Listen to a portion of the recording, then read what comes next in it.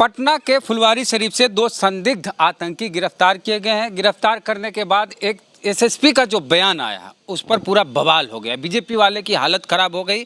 सम्राट चौधरी जो बीजेपी के नेता हैं और बिहार सरकार में मंत्री हैं, उन्होंने कहा कि मानवजीत सिंह ढिल्लो एसएसपी जो है पटना के, उनको हटा दिया जाए, पद से हटा दिया जाए और ऐसे अधिकारी के रहने की कोई ज़रूरत नहीं। दरअसल मामला ये है कि जो दोनों संदिग्ध अपराधी पकड़े गए हैं, आतंकी, कथित आतंकी पकड़े गए हैं, अभी तक तो कथित ही कहा जाएगा। उनका एक का तो पहला नाम है मोहम्मद जलालुद्दीन, जो कि झारखंड पुलिस के रिटायर्ड दरोगा हैं, और दूसरे हैं अतहर परवेज।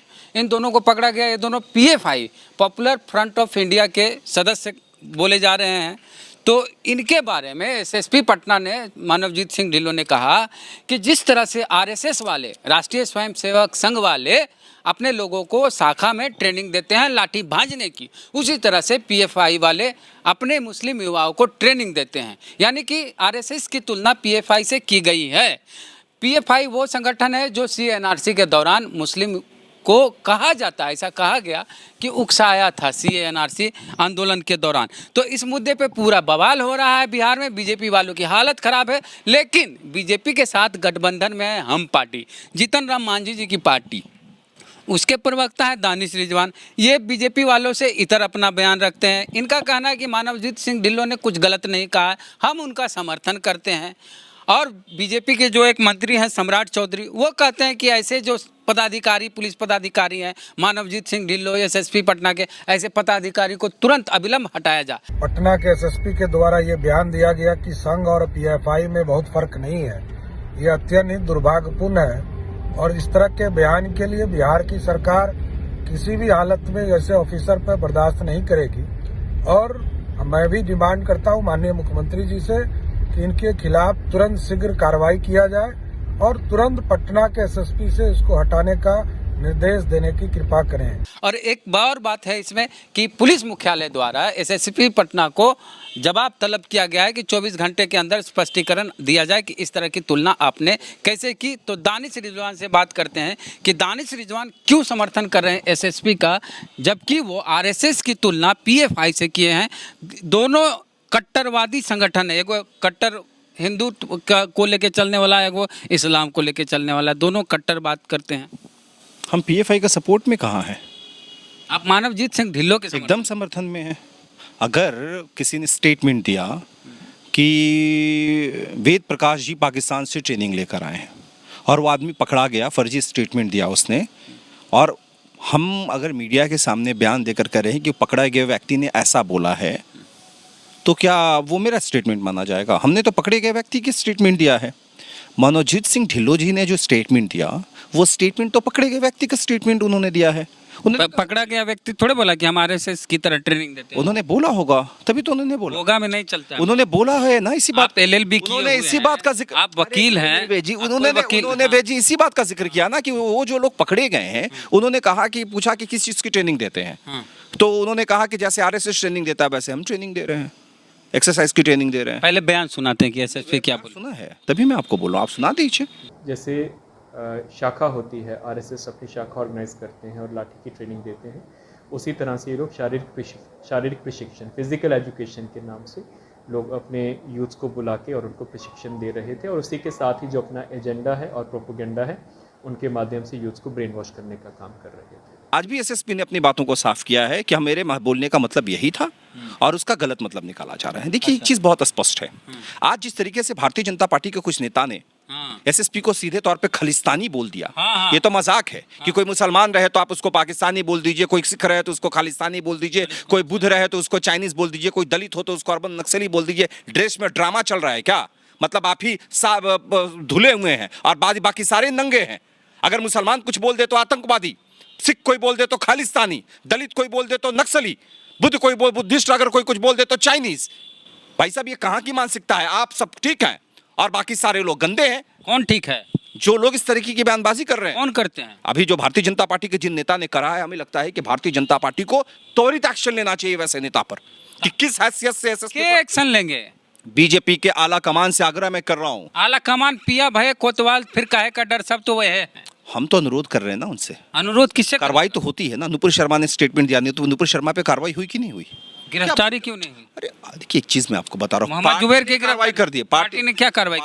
पार्टी ने कार्रवाई की कि नुपुर शर्मा जी आप 6 साल के लिए आराम कीजिए और 6 साल के बाद वापस वेलकम, मोस्ट वेलकम। ऐसा है, कोई भी पॉलिटिकल पार्टी, देखिए संवैधानिक जो आजीवन निकाल देना चाहिए। संवैधानिक जो नियम है, हाँ। देखिए एक चीज मैं आपको बता रहा हूँ, हाँ। उस नियम के हिसाब से पार्टी चलती है। हाँ 6 साल किसी भी पॉलिटिकल व्यक्ति को अगर आप राजनीति से बाहर कर देंगे तो ऑटोमेटिकली उसका करियर खत्म हो जाता है। अच्छा, तब ढिल्लो साहब का समर्थन है आपको? पूरी तरीके से भाई, ढिल्लो साहब ने क्या गलत बोला है? और इस तरह की ट्रेनिंग दी जा रही है बिहार में। क्या ट्रेनिंग दी जा रही है? एक्सरसाइज की ट्रेनिंग की बात हुई है। हाँ। अगर जो लोग कह रहे हैं कि भाई पीएम के सभा पे हमला होने वाला था, हाँ। पीएम के सभा पे उत्तर प्रदेश की पुलिस का एक वीडियो वायरल हुआ था, एक मुठभेड़ में जाकर मुंह से करिए ठाए ठाए, तो मतलब बिहार में भी नक्सली हमला, ये आतंकी हमला होने वाला था प्रधानमंत्री से, तो मुंह से हमला हो जाता, ब्लाम और ब्लास्ट हो जाता। अरे आपने साहित्य पकड़ा, कहते हैं हमने बहुत सारा सामान पकड़ा है, पीएम पर ही अटैक कर सकते थे, एक कारतूस तो बरामद हुआ नहीं है। अगर पीएम पर कोई व्यक्ति जिस तरह से तबलीगी जमात को बदनाम किया गया था, तबलीगी जमात वाले कोरोना फैला रहे हैं, उसी कोर्ट ने क्लियर कर दिया ना कि कोरोना कौन फैला रहा था। कौन फैला रहा था? क्लियर कर दिया ना कि कहीं से जमाती लोग नहीं इन्वॉल्व थे। देखिए एक चीज मैं बता रहा हूँ, मतलब निर्दोष हैं, दोनों पकड़े गए निर्दोष मानते हैं आप? देखिए मैं निर्दोष नहीं मानता, ये न्यायालय तय करेगा, ये मैं तय नहीं करूंगा। उनके बारे में आपकी क्या राय है? देखिए ये न्यायालय का काम है, हम कौन होते हैं? मैंने दोनों पक्षों को सुना ही नहीं है, मैंने अभी वही देखा है जो पुलिस ने बोला है, दूसरे पक्ष की बातों को सुना ही नहीं, तो मैं कैसे? आरएसएस के बारे में क्या विचारधारा रखते हैं कि?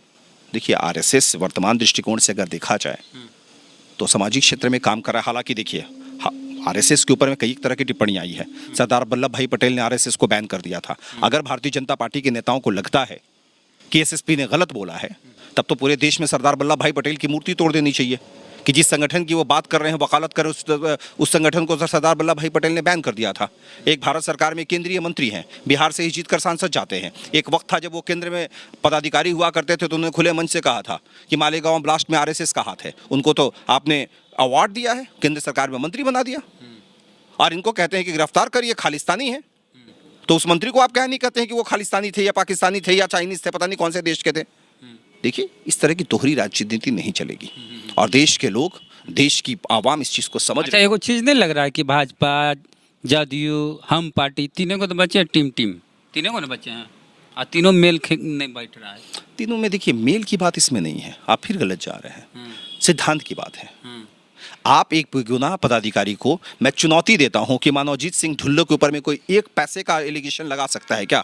उनकी पत्नी भी एसएसपी है गया में, उनके ऊपर 1 पैसे का कोई एलिगेशन लगा सकता है क्या? और जो लोग कह रहे हैं, नहीं, जो लोग कह रहे हैं कि मनोजीत सिंह ढिल्लो को बर्खास्त कर देंगे, हिम्मत और हैसियत है? अभी मैं सुन रहा था हरिभूषण ठाकुर बकलोल, क्या नाम है भाई उनका, हरिभूषण ठाकुर बकलोल, हरिभूषण ठाकुर बचौल, हरिभूषण ठाकुर बचौल को बकलोल बोल रहे हैं। नहीं बकलोल नहीं बोले, स्लिप ऑफ टंग, ये स्लिप ऑफ टंग है। अच्छा। मैं आपको बता रहा हूँ, हरिभूषण माफी मांगे, पहले माफी मांगेंगे हम, काहे का माफी मांगेंगे? बकलोल बोल दिया उनको। नहीं देखिए है क्या ना कि बचौल बकलोल थोड़ा सा समानान वो है ना, क्या बोलते हैं उसको, एक जैसा शब्द है, इसलिए थोड़ा स्लिप ऑफ टंग हो जाता है। तो हरिभूषण ठाकुर बचौल, हरिभूषण ठाकुर बचौल, हरिभूषण ठाकुर बचौल, थोड़ा जबान पे चढ़ नहीं रहा है। अच्छा। तो हरिभूषण ठाकुर बकलोल जी ने, हरिभूषण ठाकुर बचौल, अच्छा, हरिभूषण ठाकुर बचौल जी ने सीधे तौर पे कहा कि मनोजीत सिंह ढिल्लो को बर्खास्त कर देना चाहिए। हाँ, बोलिए क्या? कैसे इनको पता ही नहीं है कि किसी आईपीएस ऑफिसर को बर्खास्त करने की क्या प्रक्रिया है? ट्रांसफर करने तक की बातें तो समझ में आती हैं, लेकिन अब बेवकूफी की हद है कि आईपीएस होते हैं, इंडियन पुलिस सर्विस है। एक माननीय विधायक को ये भी नहीं पता है, ऐसे लोगों की वजह से बिहार की बद पिटती है। एक चीज बता दें, बिहार में ही, बिहार विधानसभा में जो स्पीकर हैं विजय सिन्हा, एगो दरोगा ट्रांसफर तक करा ही नहीं सकते हैं।